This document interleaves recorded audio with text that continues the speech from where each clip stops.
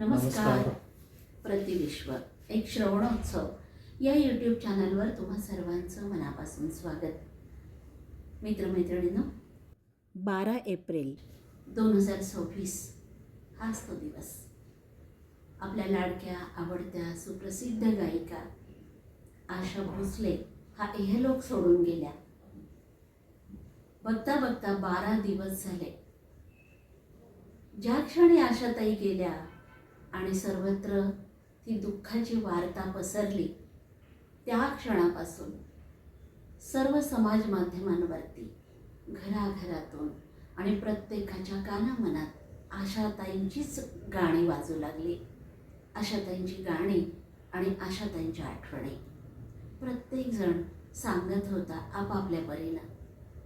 पण माझ्यासारख्या काहींना तर प्रत्यक्ष आशाताई भेटलेल्या नाही आहेत. तरीसुद्धा आशाताई आपल्याच असं प्रत्येकाला वाटतं. याचं कारण आशाताईंची गाणी, प्रत्येक मूडची गाणी, की ज्या मूडला आपला भाव, आपली भावना, आपलं भावविश्व व्यापून गेलेलं. कित्येकांना जे सुदैवी होते त्यांना आशाताई भेटलेल्या होत्या आणि मग ते प्रत्येकजण आठवणी सांगत होते. काहींनी तर असं म्हटलं की माझ्या खांद्यावरती आशाताईंनी ठेवली आणि अश्रू ढाळले, सुखदुःखाच्या गोष्टी आमच्याबरोबर शेअर केल्या.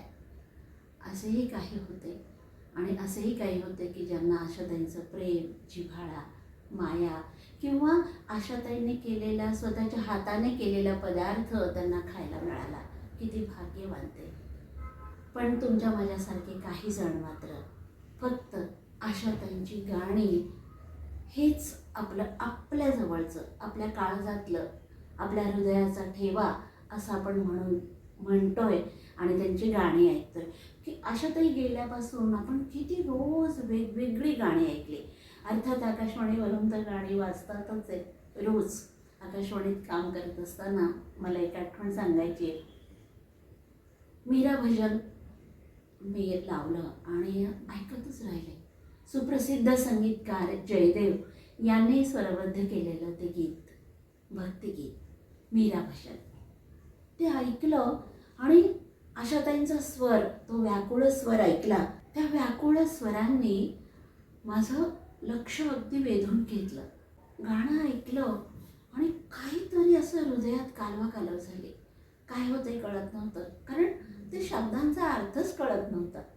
आणि मग नेहमीप्रमाणेच माझी सवय, संगीत तर आपल्याला मोहवितच, पण शब्दांकडे सुद्धा माझं लक्ष आकृष्ट झालं. आणि मी म्हटलं हे काय शब्द आहेत.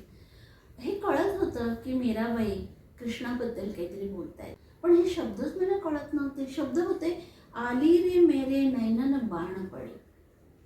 तो बाण शब्द फक्त ओळखीचा होता, पण आली रे म्हटलं ही कुठली भाषा आहे. खरंच सांगते मला माहीत नव्हतं. मग मी शोध घेतला, हे आली रे काय आहे. कारण त्याचे शब्द असे होते बघा, सांगते आली रे मेरे नैनन बाण पडी, चित्त चढी मेरे माधुरी मूरत, ऊर बीच आन अडी. आली रे काय, आली रे हे तर आपलं मराठीतलं कसं असेल. मग शोध घेतल्यानंतर मला कळलं की आली म्हणजे सखी, आणि मीराबाई सखीला म्हणतात की हे सखी, कृष्ण कन्हैयाची प्रीती माझ्या ह्या डोळ्यांमध्ये बाणासारखी रुतून बसली आहे. त्याची सुंदर मूर्ती माझ्या चित्ती, माझ्या मनात, माझ्या हृदयात अगदी ठसली आहे आणि त्याला पाहण्यासाठी मी आतुर झाली आहे, व्याकुळ झाले. आणि ही व्याकुळता जेव्हा आशाताईंच्या स्वरात मी ऐकली तेव्हा खरंच किती वेळा मी ते भजन ऐकलं. आणि आशाताई गेल्यापासून तुम्ही किती वेगवेगळी गाणी ऐकली असतील त्यांची, हिंदी, मराठी भावगीतं असो, चित्रपट गीतं असो, हिंदी चित्रपट गीतं असो. पण हे गाणं काहींना मात्र नक्कीच आठवेल, मीरा भजन आहे. ते मीरा भजन थोडंसं आपण ऐकूयात.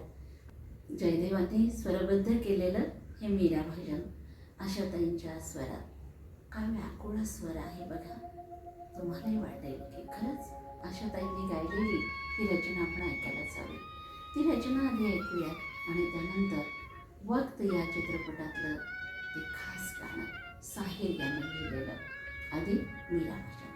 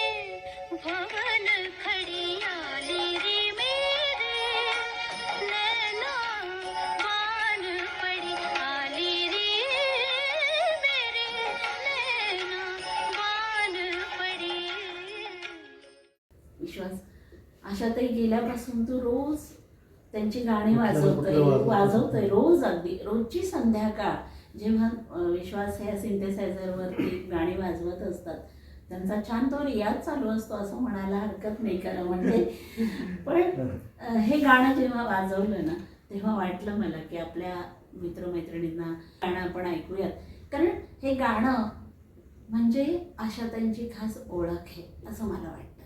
म्हणून आपण हे श्रोत्यांना ऐकूया.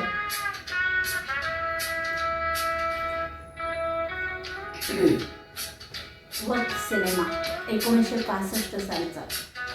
साहिर यांनी शब्द लिहिले होते, रवी यांचं संगीत आणि आशाताईंचा स्वर. शब्द सांगायला नको, सुरू झालेत ना तुमच्या ओठांवरती सुद्धा, तुमच्या मनात सुद्धा. ऐकूया.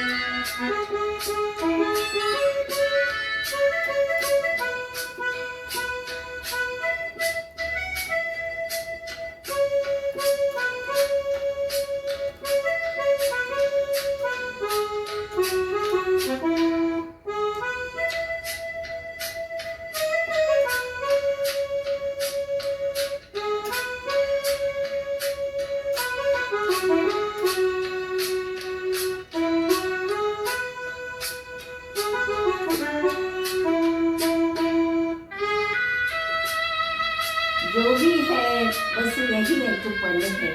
आशाताई हेच आपल्याला सांगून गेलं. प्रत्येक क्षण जगून घेऊया, कारण जगायचंच राहून जातं. आयुष्य तर चाललेलंच असतं, पण जगणं महत्त्वाचं की नाही. अशा सुंदर सुरांनी, सुंदर सुंदर गाण्यांनी आशाताईंची आठवण काढूया, आशाताईंची गाणी ऐकूयात आणि त्यांना श्रद्धांजली अर्पण करूयात. नमस्कार. नमस्कार. नमस्कार.